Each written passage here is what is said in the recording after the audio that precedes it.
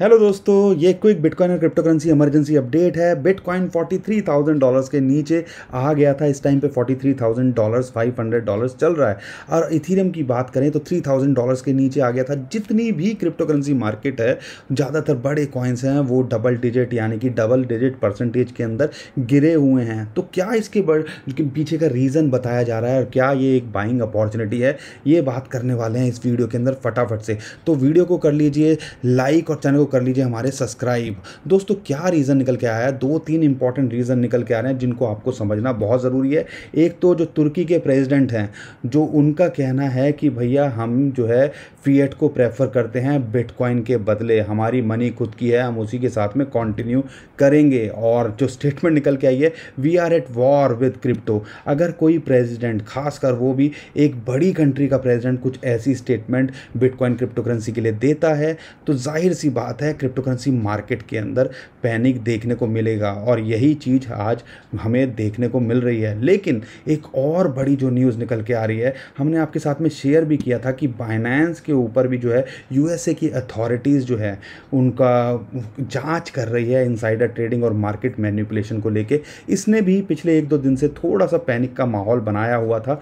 और जैसे ही ये हफ्ता शुरू हुआ, यूरोपियन मार्केट लगभग जो है 6-7 बजे के आसपास खुलती है और अमेरिकन मार्केट यानी कि वेस्टर्न मार्केट खुलती हैं, तो हमने इसके अंदर थोड़ा सा पैनिक देखा। लेकिन दोस्तों, आज की क्रिप्टो करेंसी मार्केट क्रैश का एक इंपॉर्टेंट रीज़न बताया जा रहा है चाइनीज़ कंपनी। चाइना है जो है हमारा पीछा इतनी आसानी से छोड़ने वाला नहीं है। ऐसा लगता है कि हांगकांग की स्टॉक मार्केट जो है ढह गई और वही साथ के साथ में ग्लोबल का जो है स्टॉक मार्केट है और क्रिप्टो करेंसी को नीचे लेके आ रही है। और इसका एक बड़ा रीज़न है जो चाइना की कंपनी है एवरग्रैंड। उनके पास में लगभग $2 ट्रिलियन के डेप्ट के अंदर वो कंपनी है। और इसीलिए दूसरी जो रेटिंग है उन्होंने उसको स्टेबल से नॉर्मल से नेगेटिव कर दिया है, जितनी भी वहाँ की रियल स्टेट कंपनीज़ हैं। और इसकी वजह से हमें बहुत बड़ा डाउनफॉल देखने को मिल रहा है। और एवरग्रैंड की बात करें या दूसरी जो जो स्टॉक्स हैं वो 50-50 70% डाउन हो गए। और इसकी बात करें जो कि सेकंड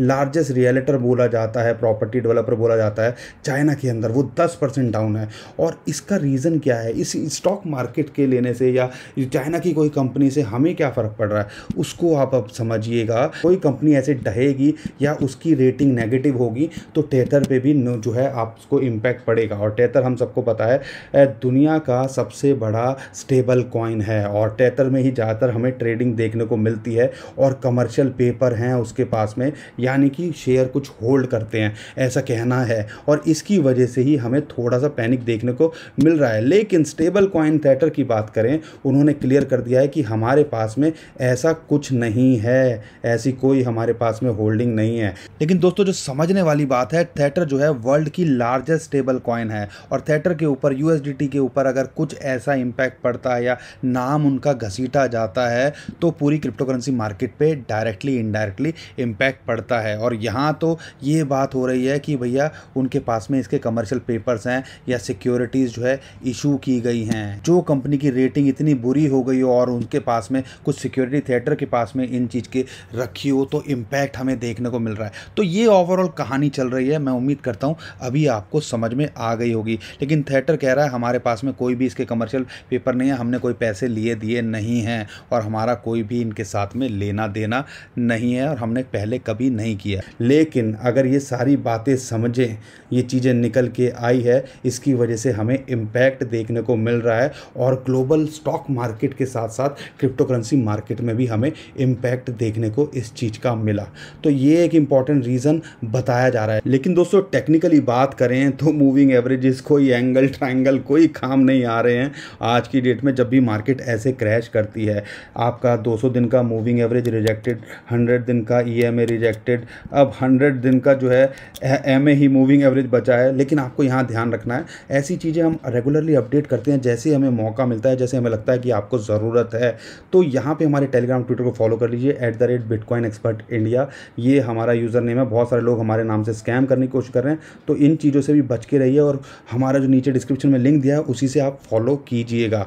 और अभी बात करते हैं, और तो आप टेक्निकली थोड़ा सा समझने की कोशिश कीजिए कि हमने यहाँ पे भी शेयर किया था, शाम को चार्ट के अंदर भी शेयर किया है कि जो फिबोनाची की गोल्डन रेशियो है, बहुत अच्छे से काम करती है। और अभी देखोगे 0.382 वहाँ तक आया, जो कि लगभग $46,700 के आसपास थी। वहाँ उसने टेस्ट किया और दोबारा से बाउंस कर गया।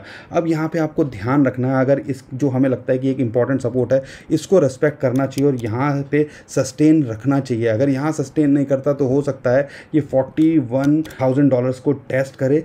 अगर यहाँ पे नहीं रहता है, यहाँ पे ध्यान रखना है, लेकिन इसको ब्रेक करना इतना आसान नहीं होगा। टेक्निकली अगर मैं बात करता हूँ और वहाँ से मेंटेन करता है तो उम्मीद कीजिए कि एक क्विक बाउंस हमें देखने को मिल सकता है। तो सपोर्ट देखें कि इंपॉर्टेंट सपोर्ट इस टाइम पे $46,600-700 है, जो कि एक गोल्डन रेशियो भी आती है, और एक अच्छी सपोर्ट इसको $41,000 पे भी मिलती है। अगर यहाँ ये मेंटेन करता है और इसके ऊपर क्लोज करने में कामयाब होता है तो इसको जो इमीडिएट जो रेजिस्टेंस मिलती है वो लगभग मिलती है $46,000, और हम एक क्विक बाउंस देख सकते हैं आने वाले टाइम के अंदर, जो कि 200 दिन का मूविंग एवरेज को टेस्ट करता दिख सकता है, या ये दोबारा से अपनी गोल्डन रेशियो जो कि लगभग $46,600 है आने वाले दिनों में देख सकता है। क्या हमें यहाँ पे अपॉर्चुनिटी मिल रही है कुछ करने की? दोस्तों अगर ओवरऑल बात करें तो जो एक प्रेसिडेंट है कंट्री के, आपने सुना होगा नाइब, उन जो एल सल्वाडोर के प्रेसिडेंट हैं, लगभग 700 कॉइन वो होल्ड कर रहे हैं। अब उनकी कंट्री एल सल्वाडोर की बात करें और 150 बिटकॉइन उन्होंने नए बाय करे हैं आज डिप के अंदर, और एक प्रेसिडेंटल एडवाइस दे रहे हैं वो। तो बाइंग द डिप की बात है, आप समझिए अगर खेल कंट्रीज में इन्वॉल्व हो गया है तो क्या हो सकता है। लेकिन अगर अपॉर्चुनिटी है क्या यहाँ पे दोस्तों, जब भी ऐसा नीचे मार्केट क्रैश करती है 10-20% डबल फिगर के अंदर खासकर, तो हमने ज़्यादातर देखा है कि वहाँ से एक क्विक अपॉर्चुनिटी बाइंग की, यानी कि आप देख लीजिए जब भी इतना फॉल होता है तो एकदम से हमें जैसे 10% 15% फॉल किया तो 5-7% का हमने अब भी देखा है। तो जब भी डबल फिगर के अंदर 10-15-20% अगर अच्छे कॉइन्स टूटते हैं, कार्डानो की बात करूँ और मैं आपका XRP की बात करता हूँ, चेन लिंक की बात करता हूँ, पोल्का डॉट की बात करता हूँ, अगर ऐसे कॉइन्स डबल फिगर के अंदर जो डाउन है तो कभी भी मार्केट एकदम से नीचे नहीं जाती और कभी भी मार्केट ऊपर एकदम से नहीं जाती। जब भी नीचे जाती है तो वो बाउंस करती है। तो यहाँ पे अगर डॉट के अंदर हो सकता है कि एक क्विक अपॉर्चुनिटी आपको 5-10% कमाने की मिल सकती है। तो ऐसे कॉइन्स पे नज़र रखिए, और डिप में अगर आप शॉर्ट टर्म में ट्रेडिंग करना चाहते हो तो ये स्ट्रेटजी एक अच्छा काम कर सकती है, क्योंकि मार्केट जब डाउन जाती है फिर थोड़ा सा बाउंस बैक ज़रूर करती है, और उसमें आप अपनी जो है शॉर्ट टर्म के अंदर एक प्रॉफिट भी कमा सकते हो। अगर लॉन्ग टर्म के लिए देख रहे हो तो आपके लिए ये दिवाली से कम नहीं है, क्योंकि ऐसी अपॉर्चुनिटी डिप की बहुत ही कम मिलती है। तो दोस्तों आज के लिए इतना ही। आई होप आपको वीडियो पसंद आई होगी और काम की लगी होगी। वीडियो पसंद आई है तो लाइक कर दीजिएगा, चैनल पर पहली बार है तो सब्सक्राइब कर दीजिएगा, यही हमें मोटिवेट करता है, और शेयर करना बिल्कुल मत भूलिएगा। अभी के लिए मैं बता लेता हूँ, खुश रहिए, मुस्कुराते रहिए, कमाते रहिए। थैंक यू, नमस्कार, धन्यवाद।